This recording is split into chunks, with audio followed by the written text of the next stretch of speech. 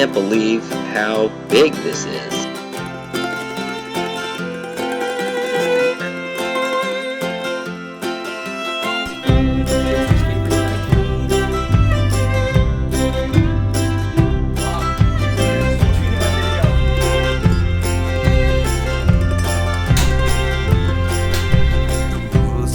Hi everybody, welcome back to another episode of Recent Tweets starring Jesse David Pay of the Death Tower.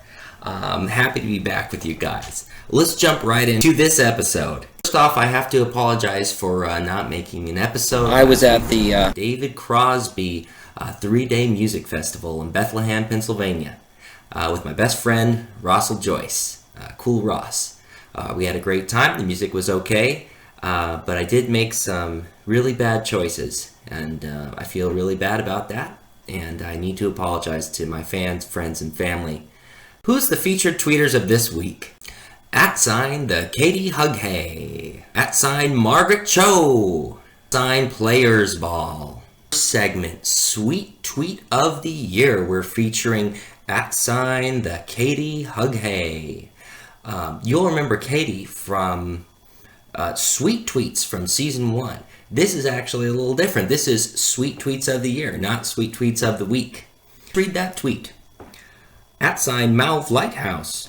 Don't think of it as losing followers. Think of it as a tightening the circle of #CoolRuss friends. We're here for you, Ross. I want to put this one in perspective for those of you that don't follow Cool Ross. Being a comedian, you're going to come across negative commenters, negative people on Twitter, and you're going to lose some followers here and there. This has never happened to me, but my heart does go out to those who lose their followers over their choice in comedy. It's a real shame when it happens, but I feel bad about it. You see, Ross was guest hosting the NBC show It's Late Night with Jimmy Fallon. He was in charge of a segment where he asked the audience to list off their favorite candy bar, and overwhelmingly it was Payday. So he said, "All right, everybody, tell me your favorite Payday story, the best experience you've ever had eating Payday." And you can imagine the backlash, controversy, so on and so forth. Poor Russ, he ended up losing over 4,000 followers with that little mishap. Well, that's where Katie tweeted up and won the Sweetest Tweet of the Year award from me when she sent out that tweet and ended up getting Ross hundreds of new followers. Follow Katie at her handle, @the Katie Hughay. If you like great comedy and you enjoy sweet tweets, who knows? Maybe when next time you get into a Twitter pickle, she'll be right there to help you out with that.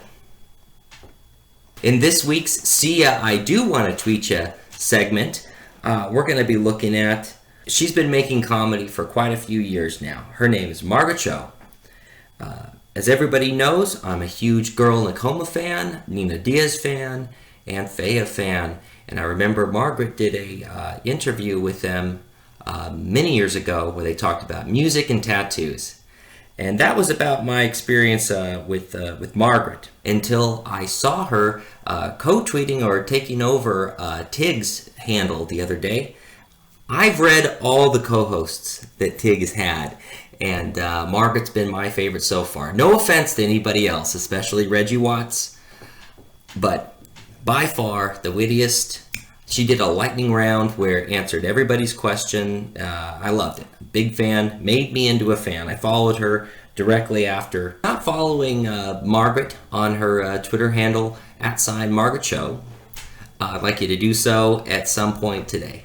Do yourself a favor and do that.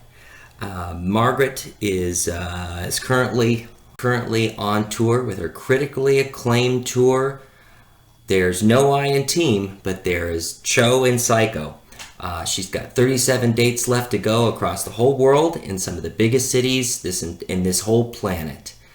So I'd like you to check out on her web and see if she's visiting a city near you.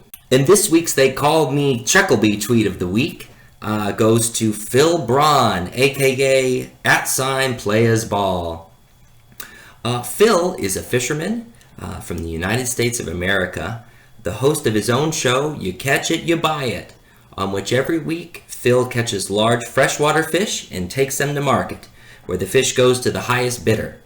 Think Flip That House and America's Funniest Home Videos with a whole lot more fishing. Phil got our coveted They Call Me Chucklebee tweet of the week with the following tweet. Let's read it. Will there be any bass solos at tonight's #GOP debate? @Governor Mike Huckabee. Now, you'll have to research this one to understand. He's calling out Huck because Governor Mike Huckabee, research that one.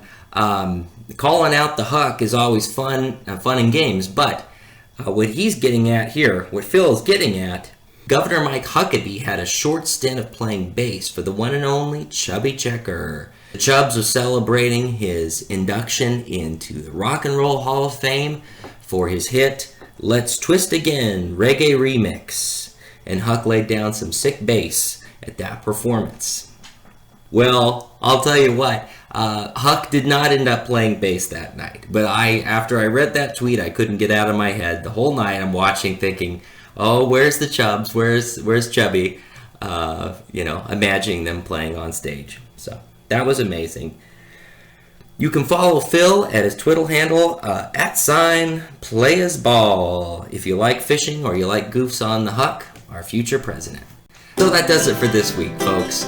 I appreciate you tuning in. If you want to take the time to hit subscribe for a chance to win, and if you follow me on Twitter, you may just end up on my show, Recently Tweeting, starring Jesse David Pay of the Death Tower. We'll see y'all next week. Until then, have a great time.